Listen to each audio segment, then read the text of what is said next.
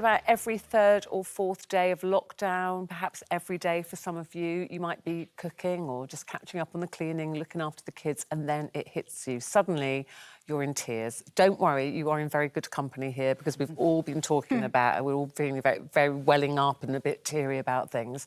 And it's not a bad thing because experts say that crying is the perfect way to cope at a time like this. It actually helps heal your state of mind, which it does make you sometimes. At the time, you know, you're really upset, especially if you have a really good blub. But afterwards, don't you feel so much better?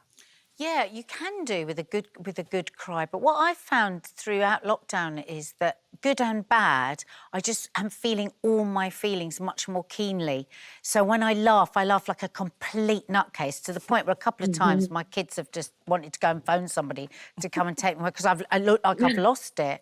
But I really do think it's a pressure valve. It just releases the pressure. And I just find myself, I think in the early days, the incredible acts of kindness that we were seeing and hearing about, and neighbourhoods pulling together. Clapping for carers, got the first all week, of that. literally cried all the way through. And then also with fear I was having, and I got worried about it initially, and I just thought, no, take your own advice here. This is a good thing. It's not like you're crying, feeling sorry for yourself, self-pitying. This is an enormous thing that's happened to all of us across the world. And if we weren't letting our emotions out, I think that can make you ill in a different way. I really do. But you know what's interesting? We often apologise for crying. You know, like when you start crying, often you go and people go, Sorry. oh, you're right, and you start going, sorry, I'm really sorry. You think, why do we apologise? And then you can think sometimes are people feeling awkward, they don't know what to do, so you apologise. It seems to be our natural instinct to apologise. It's quite a British thing. I think because you're always trying, I think that we're programmed to constantly try our best to be as uplifting and to bring others up with us, to support people. So if you're one of those people who's trying to be the support system in your home, it's very difficult when you're struggling and when you do lose it to accept that you're losing it. So I say sorry all the time when I'm crying because I actually would rather comfort someone when they're crying than have somebody comfort me. I find it really difficult. What about your boys if they see you cry? It's really funny because I know from my own experiences, my mum, and she won't mind me saying this, when her and my dad divorced, we knew when my mum was crying because she would go upstairs and hoover, but she would never cry in front of us. And I always used to think, when I first had my children, I thought they need to see me cry because it was a really weird emotion knowing that your mum was upset. So you always knew, like, you just didn't go up? We just didn't go and we didn't know what to do or how to deal with it or what it meant or what it was for.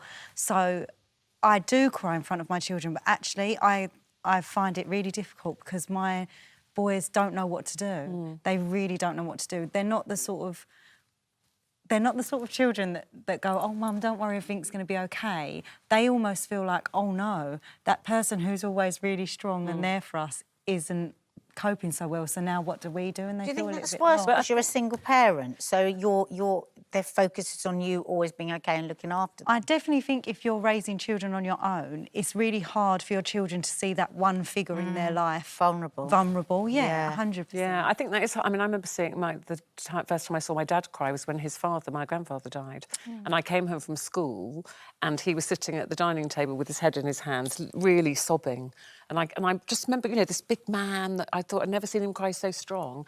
And I was probably 7 at the time and I was really shocked. Did you ever see your parents cry, Saira? Never really saw my mum and dad cry at all. And I think, you know, they were immigrants to this country in the 70s and life was really tough and they just rolled their sleeves up and just got on with it. And I think I really picked up a lot of that behaviour. But the last time I cried was actually on my 50th birthday. And it was because I phoned Nadia, actually, because Nadia sent me a really lovely message and I phoned her up to say, oh, my goodness, Nad, that's so lovely. And for some reason then I started to talk about the fact that I can't speak to I couldn't see my mum on my 50th, and it took me to the days, it took me my memory back. My mum said that when I was born, they took me away to took me away from her because of something that they had to sort of find out, and she was left on her own in hospital, couldn't speak a word of English. My dad was nowhere, not around, and so she was so traumatized. And I remember that story, and it was my 50th, and I mean, Nadia, I don't think you've ever heard me cry. I was howling. I was like, I can't speak to my mum. It's my birthday, and I can't see her. And I was so loud that my kids came running down, and they have never seen me cry. And Zach put his arm around me, and he was saying to Mara, "Don't get Dad. Mum's crying. Mum's crying." And afterwards, actually, when I sort of like calmed down, I thought, my goodness, my kids have got that instinct to kind of come and shower with me with love. They embraced me so much. But yeah, that was a proper cry. And yeah, I was talking to Nats. I was just talking about the fact that, I can't see my mum on this really big day. I've turned 50. It felt like such a privilege that you cried like that with me. I felt really, honestly, because it's such a big thing, isn't it, to cry? And I think culturally we're really a bit more messed up about that than a lot of other countries where we do tend to say, I'm sorry.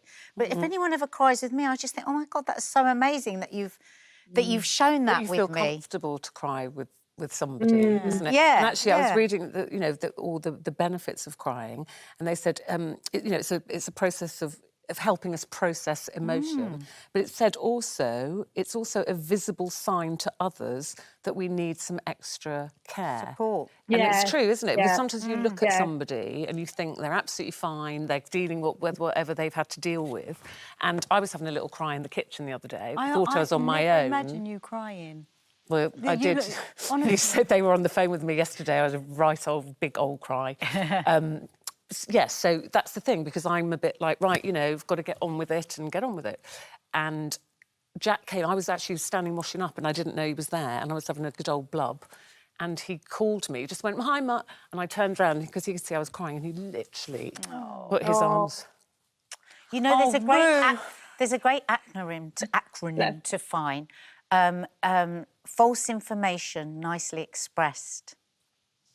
And it's okay to express it, isn't it? It's important. It's so important. And I think sometimes we underestimate how strong our families are. And actually, my thinking about... And for your kids, it's like, don't always try and hide it, because actually they can cope better They than know that you're sad anyway. And I think it's okay for children to actually think, oh, I don't know what to do here, because we don't. We can't fix it usually when somebody's sad, but just to put your hand on another person's hand, or just to let them know that you're okay with them crying, and they only learn that by seeing somebody crying and the acceptance of the other person that they're not going to be able to sort it out. Actually, Eamon, we were saying, big boys don't cry and men don't cry. Eamon cries very easily, and he cries with happiness, and he's a big huggy, he hugs his children. So his children have always seen him. He'll cry at a sad film, he'll cry at a sad advert. It's wonderful. You tell him a sad story, he'll cry. Saira knows, I used to work with him quite a lot, and he's very... They cried together at some point. Yeah, he's an emotional man. So actually his children, and Joe's very open like that, isn't he? And very huggy. Yeah. And that's hard, I think, at times like this, isn't it? We know on this show, if I was crying, you'd have been giving me a hug. All I want to do right now is I know you do. It's so hard. But we can't, and that's what's really hard. I miss hugging my mum. I think we all miss hugging somebody, don't we? It's a very human contact. Human emotion. So as you can see, it's all right to cry, because I've just done it on the table. So there you go. Good. I'm glad you did. Yes, there you go.